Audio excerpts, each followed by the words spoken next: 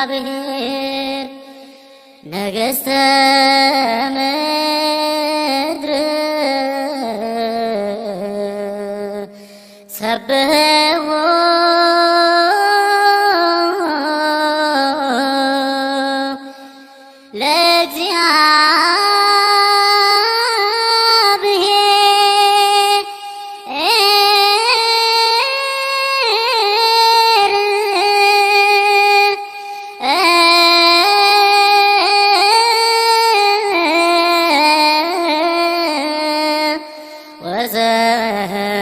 ወዘምሩ ለአምላክነ።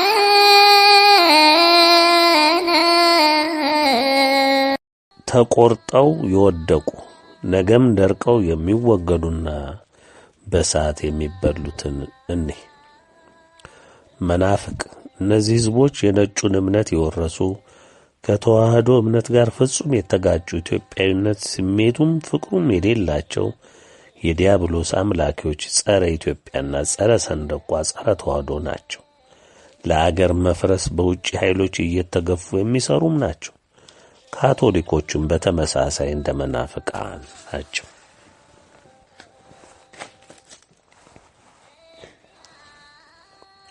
እስላሞች እነዚህ ኢትዮጵያዊነትን የማይቀበሉ በተረቱ እምነታቸው ለክተው የሚያዩ ሁሉን አጥፍተው እስልምናን እናነግሳለን ብለው ንጹሕ ደም የሚያፈሱ ናቸው። ኢትዮጵያዊነትን ከመካ መዲና ከአረብ የሃይማኖት አምሳያዎቻቸው አሳንሰው የሚያዩ ናቸው። ዘረኞች፣ ዋቄ ፈታዎች እነዚህም በግልጽ ኢትዮጵያዊነትን የሚጠሉ አረንጓዴ ቢጫ ቀዩን ሰንደቃችንን አምርረው የሚጠሉና እስከ ማቃጠል የደረሱ ኢትዮጵያዊ አይደለንም ብለው በግልጽ የተናገሩ ናቸው። በኢትዮጵያ ምድር ከተዋህዶ ኦርቶዶክስ ውጭ የሆኑት ሁሉ ጸረ ኢትዮጵያ ናቸው። በአሁኑ ሰዓት ለኢትዮጵያ ለእውነተኛ ክብሯ የቆሙ እነማን ናቸው? ከመሪው ጀምሮ ሁሉም የፖለቲካው ቁማርተኞች ምን እንደሚሰራ ምን እንደወጠነ የማን ጉዳይ ፈጻሚ እንደሆነ ለማወቅ የፈለገ ሁሉ በሚሰሩት ሥራ ሊያውቃቸው ችሏል። መንግስታችን ተጠሪነቱ ለኢትዮጵያ ሕዝብ ሳይሆን ለእንግሊዝና አሜሪካ፣ በዋናነት ለአረብ ኤሚሬትስና ለሳውዲ፣ በቀጣይ ለቻይና፣ በተጨማሪነት ፍላጎታቸውን እያሟላ ያለ መንግስት ነው። በስልጣን ላይ መቆየት በማሰብ በየትኛውም የዓለም ገጽታ እንደ አገር እንደ ሕዝብ የቆመ መንግስት በሙሉ የኃያላኑ መንግስታት ታዛዥ ነው። የእነሱንም ፈቃድ ፈጻሚ ነው። ከላይ መጪውን እርምጃ ተረድታችኋል። የማይቀር ውሳኔ ነው። በኢትዮጵያ ተደጋግሞ እንደተነገረው የሚቀሩት እውነተኞቹ የኢትዮጵያ ተዋህዶ ኦርቶዶክስ ሕዝቦች ብቻ ናቸው። በኢትዮጵያ ጥላቻ የተሞሉ ሰንደቋን የጠሉና የናቁ አገርነቷን ሊያፈርሱ የሚደክሙ እየጣሩ ያሉ ሁሉ በቤተ ክርስቲያናችን ውስጥም በሕዝቡ ውስጥም በፖለቲካው መዋቅር አናትና ውስጥም ያሉ አገርን በሆዳቸው የሚለኩ ለከርሳቸው ስብናቸውን የሸጡ ሲጋልቧቸው የሚጋለው የጥፋት አጀንዳ ሲያሸክሟቸው የዓለምንም አንገራገር የሚሸከሙ እንደ አህያይቱ የሚነዱ ሁሉ በገዛ ወገናቸው ላይ ለሆዳቸው ተገዝተው የሕዝባቸውን ደም የሚያፈሱ የሚያስገድሉ፣ የሚያሳድዱ፣ የሚያስሩ ሁሉ ጸረ ኢትዮጵያ ናቸው። ፍርዳቸው የማይሻር ነው። ከነዘራቸው የሚጠፉ ናቸው። በመላ ኢትዮጵያ ተበትነህ የምትኖር ወገኔ በኢትዮጵያዊነትህ በኦርቶዶክስ ተዋህዶ እምነትህ ይህችንም እምነት በጨበጠው ዘርህ አማራነትህ የምትጨፈጨፍ የእግዚአብሔር ድሃ ልምከርህ፣ ስማ። አባቶችን አስብ፣ ጥንካሬያቸውን እንዴት እንደነበር ተረዳ። አንተም ከነሱ አብራክ ነው የወጣኸው። እምነትህን ተዋህዶን አጥብቀህ ያዝ። በእምነትህ አትደራደር። ራስህን አደራጅ፣ አስታጥቅ።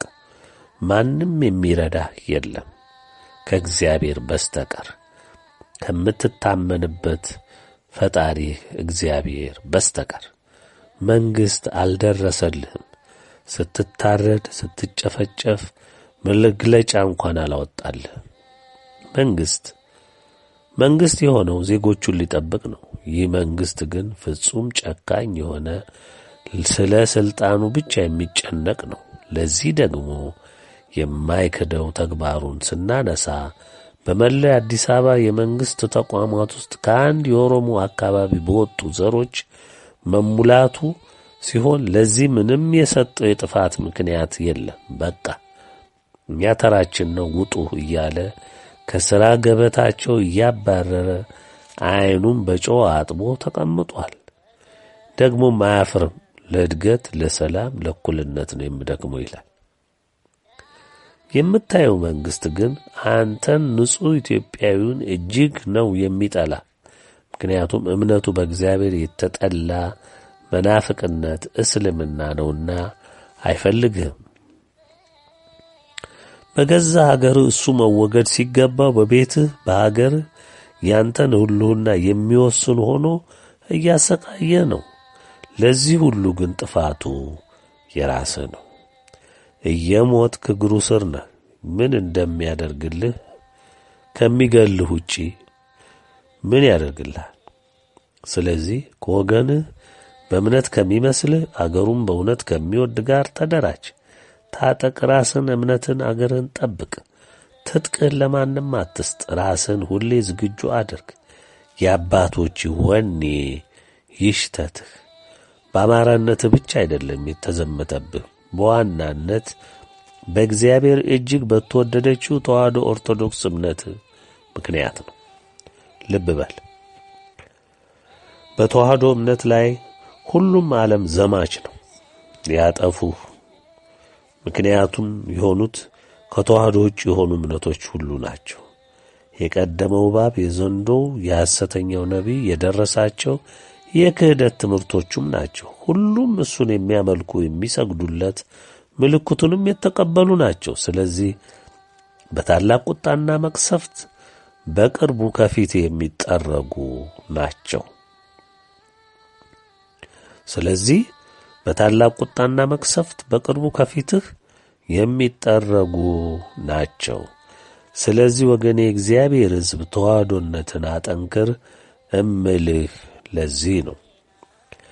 የዮሐንስ ራእይ 20 ስለ ፊተኛይቱም ትንሣኤ ምን እንደሚል፣ የቀደመው እባብ፣ የዘንዶ፣ የሐሰተኛው ነቢይ ጣፈንታ ምን እንደሚሆን በግልጽ የተቀመጠበት መልእክት በመስከረም 21 2004 ዓመተ ምህረት ወጥቶ በሚገባ ተገልጦበታል።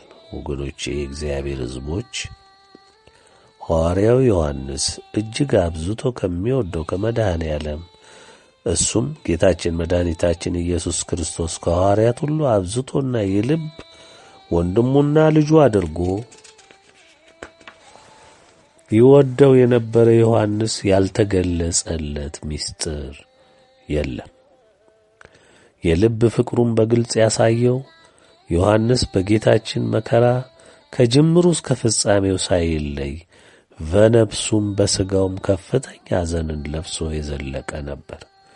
ሐዋርያው ዮሐንስ በእምነት ጽናቱ ቅንጣት መዋዠቅ ያልታየበት ነበር። ጌታም ዮሐንስን እናታችንን እንሆ ብሎ አደራ የሰጠው ለሱ ነበር። ወገኖች የሐዋርያው ዮሐንስ የጌታ የልብ ወዳጅ ነበርና በራሱ ቃል ስለ ሰማው ስለ ተረዳው ሲናገር ሁሉንም በመጽሐፍ ለመግለጽ የማይቻል ብዙ ምስጢርን እንደተረዳ ገልጾታል። ይህ ሐዋርያ የጻፈውን እውነት ከጌታ የተገለጸለትን የዓለም መጻኢ ዕጣ ፈንታ ዮሐንስ ራእይ በሚል በመጽሐፍ ቅዱስ መጨረሻ ላይ አስቀምጦልን በክብር ወደ ጌታው ሄዷል። በእውነቱ ለመናገር በእምነት ስትመላለሱ እንደ ሐዋርያው ዮሐንስ በእምነታችሁ የማትዋዥቁ በማናቸውም ውጣ ውረድ መከራ ጸንታችሁ የምትቆሙ ልትሆኑ ይገባል። እንደሱ በእምነታችሁ፣ በእውነታችሁ፣ በምግባራችሁ ሁሉ ሥላሴን በፍጹም ልባችሁ፣ በፍጹም ነፍሳችሁ፣ በፍጹም ሐሳባችሁ ልትወዱት ይገባል። ይህን ስል የሌሎችን ታላላቅ ሐዋርያት ተጋድሎና ታላቅነት፣ ሰማዕትነት ማሳነሴ አይደለም። ሁሉም በእግዚአብሔር ፊት ከብረዋል፣ የእምነታችንም አምድ ሆነዋል። ወገኖቼ ዛሬም ደግሜ ላንሳልህና ሊፈጸም ከፊትህ እየታየ ባለ ሁኔታ ላይ ነህና ዮሐንስ ራእይ 20 ምን ይላል የሚለውን እንይ። የጥልቁንም መክፈቻና ታላቁን ሰንሰለት በእጁ የያዘ መልአክ ከሰማይ ሲወርድ አየሁ። የቀደመውንም እባብ ዘንዶውን እርሱም ዲያብሎስና ሰይጣንን የተባለውን ያዘው፣ 1000 ዓመትም አሰረው፣ ወደ ጥልቁም ጣለው። አሕዛብንም ወደፊት እንዳያስት 1000 ዓመትም እስኪፈጸም ድረስ በእርሱ ላይ ዘግቶ ማኅተም አደረገበት። ከዚህ በኋላ ለጥቂት ጊዜ ይፈታ ዘንድ ይገባዋል። ከዚህ በኋላ ዙፋኖች ተዘርግተው የሰው ልጅ በላያቸው ተቀምጦ አየሁ። ስለ ኢየሱስና ስለ እግዚአብሔር ቃል ስለ ሞቱ ሰዎች ነፍስ ቅን ፍርድን ፈረደላቸው። ለአውሬውና ለምስሉ ያልሰገዱትን ምልክቱንም በግንባራቸው በእጃቸውም ላይ ያልተቀበሉትን አየሁ። ከክርስቶስም ጋር 1000 ዓመት ኖሩና ነገሡ። የቀሩት ሙታን ግን 1000 ዓመት እስኪፈጸም ድረስ በሕይወት አልኖሩም። ደግሜ ልናገር ይህን ቃል፣ የቀሩት ሙታን ግን 1000 ዓመት እስኪፈጸም ድረስ በሕይወት አልኖሩም። ይህ የፊተኛው ትንሣኤ ነው። በፊተኛው ትንሣኤ ዕድል ያለው ብፁዕና ቅዱስ ነው። ሁለተኛው ሞት በእርሱ ላይ ሥልጣን የለውም። ዳሩ ግን የእግዚአብሔርና የክርስቶስ ካህናት ይሆናሉ፣ ከእርሱም ጋር ይህን 1000 ዓመት ይነግሣሉ። ከእርሱም ጋር ይህን 1000 ዓመት ይነግሣሉ። 1000ም ዓመት ሲፈጸም ሰይጣን ከእስራቱ ይፈታል።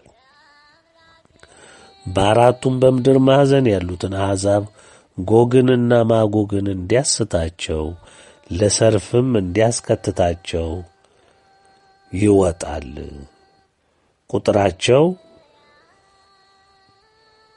ቁጥራቸውም እንደ ባሕር አሸዋ የሚያህል ነው።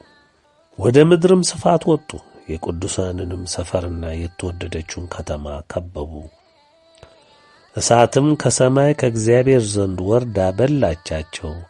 ያሳታቸውም ዲያብሎስ አውሬውና ሐሰተኛው ነቢይ ወደ አሉበት ወደ እሳቱና ወደ ዲኑ ባሕር ተጣለ። ለዘላለም እስከ ዘላለም ቀንና ሌሊት ይሰቃያሉ። ታላቅና ነጭ ዙፋን በእርሱም ላይ የተቀመጠውን አየሁ። ምድርና ሰማይም ከፊቱ ሸሹ፣ ስፍራም አልተገኘላቸውም። ሙታንንም ታናናሾችና ታላላቆችም በዙፋኑ ፊት ቆመው አየሁ። መጽሐፍት ተከፈቱ፣ ሌላ መጽሐፍም ተከፈተ፣ እርሱም የሕይወት መጽሐፍ ነው። ሙታንም በመጽሐፍት ተጽፎ እንደነበረ እንደ ሥራቸው መጠን ተከፈሉ። ባሕሩም በእርሱ ውስጥ ያሉትን ሙታን ሰጠ፣ ሞትና ሲኦልም በእነርሱ ዘንድ ያሉትን ሙታን ሰጡ። እያንዳንዱም እንደ ሥራው መጠን ተከፈለ። ሞትና ሲኦልም በእሳት ባሕር ውስጥ ተጣሉ። ይህም የእሳት ባሕር ሁለተኛው ሞት ነው። በሕይወትም መጽሐፍ ተጽፎ ያልተገኘው ማንኛውም በእሳት ባሕር ውስጥ ተጣለ። ዮሐንስ ራእይ ምዕራፍ 20 በሙሉ። በመልእክት 5 መስከረም 21 ቀን 2004 ዓመተ ምህረት የዚህን የዮሐንስ ራእይ 20ን አንድምታ በአግባቡ ለመግለጽ ሞክሬአለሁ። ይህንን የዮሐንስ ራእይ ብዙ ምሁራን በተለያየ መልኩ ተርጉመውታል። በትርጓሜያቸውም ሁሉም ማለት ይቻላል ሁለት ትንሣኤ የለም። ስንጠመቅ የመጀመሪያው ትንሣኤ ነው፣ ሁለተኛው በመጨረሻው ከፍርድ በኋላ ያለው ትንሣኤ ነው ይላሉ።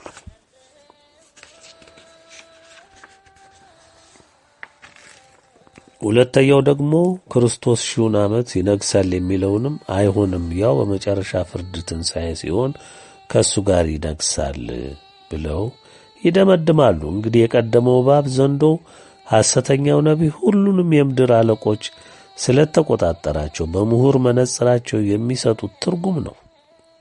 ሐሰተኛው ነቢይ ሥራው ሐሰትን እንደ እውነት ማስረጽ ስለሆነ በታላላቅ የሥነ መለኮት ዩኒቨርሲቲዎች፣ ኮሌጆች የሚሰጠው ትምህርትም ከላይ እንደ ገለጽኩላችሁ ሐሰተኛው ነቢይ በሁሉም ሥነ መለኮት ትምህርቶች እውነት መሰል የተጣመሙም ትምህርቶችን ስላስጨበጣቸው በምድራችን የሚከሰት ትንሣኤ የለም። ስንሞት ያው ምድር ስታልፍ የመጨረሻው ፍርድ ሲሰጥ የሚሆን ትንሣኤ ነው እያለው ሌላ የለም ብለው ደምድመዋል። በዚህም መሠረት የኢትዮጵያን ትንሣኤ እንደ ተረት የሚቆጥሩ ሆነዋል። በኢትዮጵያ ዓለም ብርሃን መልእክት የተገለጸውን የእግዚአብሔር እውነት አሁንም በዚህ 9ኛ መልእክት ከዚህ በታች ባለው መልኩ በድጋሚ እንገልጸዋለን።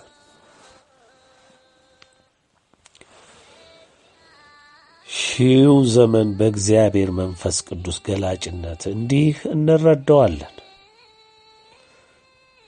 ቃል በቃል ስንሄድበት የመጀመሪያው ቃል እንዲህ ይላል፣ የጥልቁንም መክፈቻና ታላቁን ሰንሰለት በእጁ የያዘ መልአክ ከሰማይ ሲወርድ አየሁ። ይህን ቃል ከማየታችን በፊት ሺው ዘመን ስንል ምን ማለታችን ነው? እግዚአብሔር ዘመንን ፈጣሪ ነውና ስለ አቆጣጠሩ ምስጢር የተገለጠለት ሐዋርያው ጴጥሮስ ሲገልጠው አንድ ቀን በእግዚአብሔር ዘንድ እንደ 1000 ዓመት ይቆጠራል፣ እንዲሁም ሺው ዘመን እንደ አንድ ቀን ይቆጠራል ብሎናል። ስለዚህ ዘመንን በቁጥር መለካት ለእኛ እንጂ በእግዚአብሔር ዘንድ በማናቸውም ጊዜና ሰዓት ዘመን ፈቃዱን አይገድብም። እሱ በወሰነው ሰዓት ያለ ቀጠሮ ፈቃዱ ተፈጻሚ ይሆናል። በመሆኑም ሺው ዘመን ሊያንስም ሊጨምርም ወይም በግማሽ ሊፈጸምም ይችላል። እግዚአብሔር እኔ እንደ ሌባ አመጣለሁ አለ እንጂ በዚህ ቀን፣ በዚህ ሰዓት፣ በዚህ ደቂቃ አመጣለሁ አላለም። በመሆኑም በቁጥር መወዛገቡ አስፈላጊ አይደለምና ፈቃደ እግዚአብሔር ሲፈጸም ሊያጥርም ሊረዝምም በተገለጸው ቁጥርም ሊሆን ስለሚችል በእምነት መጠበቅ ዋናው ተግባር ነው። ሰንሰለቱንና የጥልቁንም መክፈቻ የያዘው መልአክ ከልዑል በታዘዘው መሠረት ዲያብሎስና ሰይጣንን የተባለውን ያዘው፣ 1000 ዓመትም አሰረው፣ ወደ ጥልቁም ጣለው። አሕዛብንም ወደፊት እንዳያስት 1000 ዓመትም እስኪፈጸም ድረስ በእርሱ ላይ ዘግቶ ማኅተም አደረገበት። እንግዲህ ወገኖቼ ታላቅ ሰንሰለት እንዲሁም የጥልቁም መክፈቻ የያዘው መልአክ ከሰማይ ወዴት ወረደ? ወደ ምድር። የታዘዘውን ለመፈጸም ማንን አሰረ? ማንን ወደ ጥልቁ ጣለ? የቀደመውን እባብ ዘንዶውን፣ እርሱም ዲያብሎስና ሰይጣን የተባለውን። ለአውሬው ለቀደመው እባብ ዘንዶና ሐሰተኛው ነቢይ ያልሰገዱ ያላመለኩ፣ ምልክቱንም ያልተቀበሉ በእግዚአብሔር ቅን ፍርድ ነጻነታቸውን ሲጎናጸፉና የተጠቀሰውን 1000 ዘመን ሲጽናኑ የቀደመው እባብ ዘንዶ ሐሰተኛው ነቢይ በጥልቅ ውስጥ ታስሮና ተጥሎ 1000ውን ዘመን ያሳልፋል። ከዚህ መፈጸም በኋላ ለጥቂት ጊዜ ይፈታ ዘንድ ይገባዋል። ይህ የመጨረሻው የፍርድ ሰዓት የሚያመላክት ነው። እንግዲህ የቀደመው እባብ ዘንዶ ሐሰተኛው ነቢይ ከተከረቸመ በኋላ ምን ይከናወናል? ከዚህ በኋላ ዙፋኖች ተዘርግተው የሰው ልጅ በላያቸው ተቀምጦ አየሁ ይላል የራእዩ ቃል። የሰው ልጅ መድኃኔ ዓለም ነው። ዙፋኖች ከአንድ በላይ መሆናቸውን ስለሚያሳይ ሦስቱም አካል ሥላሴ መሆናቸውን በፈቃዳቸው የሚከናወን መሆኑን ያረጋግጥልናል። ሲቀጥል ደግሞ ስለ ኢየሱስና ስለ እግዚአብሔር ቃል ስለ ሞቱ ሰዎችም ነፍስ ቅን ፍርድን ፈረደላቸው። አዎን፣ ስለ እግዚአብሔር ቃል ስለ እውነቱ ስለ ተዋህዶ ብዙ ወገኖች ተጨፍጭፈዋል፣ ተሰውተዋል፣ በሰማዕትነት አልፈዋል።